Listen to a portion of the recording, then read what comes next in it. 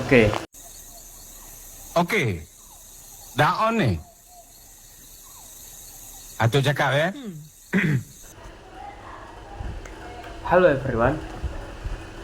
Saya Hakim Nizam dan di video ini saya akan membahas tentang dasar-dasar komunikasi data komputer. Komunikasi data itu penting banget ya, karena semua aktivitas yang kita lakukan di komputer, mulai dari mengetik, membuka file, sampai mencolok kabel, semuanya melibatkan proses pertukaran data.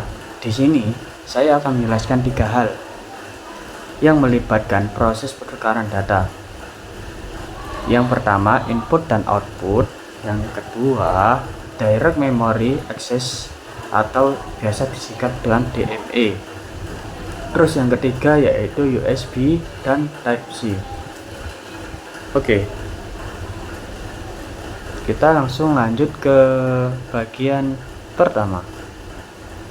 Di sini, input adalah proses ketika memasukkan data atau perintah ke dalam komputer. Contohnya seperti keyboard untuk mengetik huruf, mouse untuk menggerakkan atau memilih objek, dan scanner untuk memindai dokumen.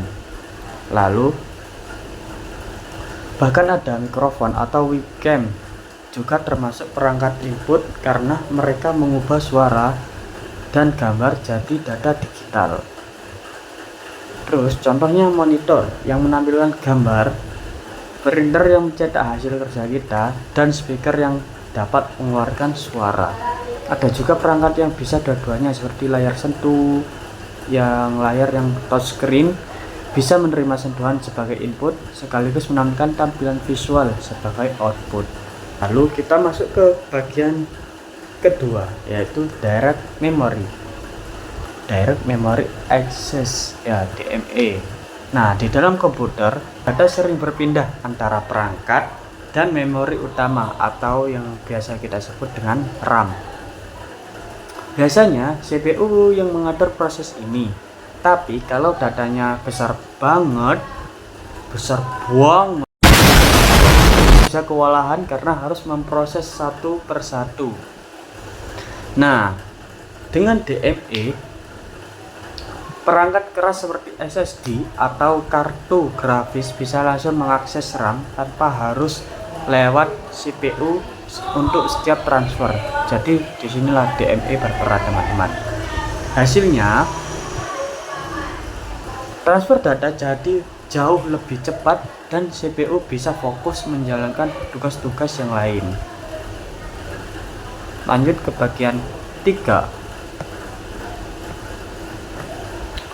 Kalau tadi kita bahas komunikasi data di dalam komputer, sekarang kita lihat bagaimana komputer berkomunikasi dengan perangkat luar. Seperti apa tuh? Dulu ada banyak jenis port seperti PS atau PlayStation 2, serial dan paralel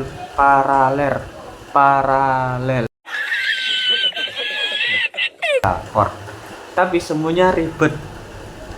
Kenapa kok bisa ribet? Ya, karena bentuk dan fungsinya berbeda-beda, teman-teman. Akhirnya muncul USB versi. Ini sangat populer banget karena bisa digunakan untuk transfer data sekaligus mengisi daya perangkat. Keren banget ya. Dan sekarang versi terbarunya adalah Type-C. Ya, akhirnya muncul USB, singkatan dari Universal Serial Bus.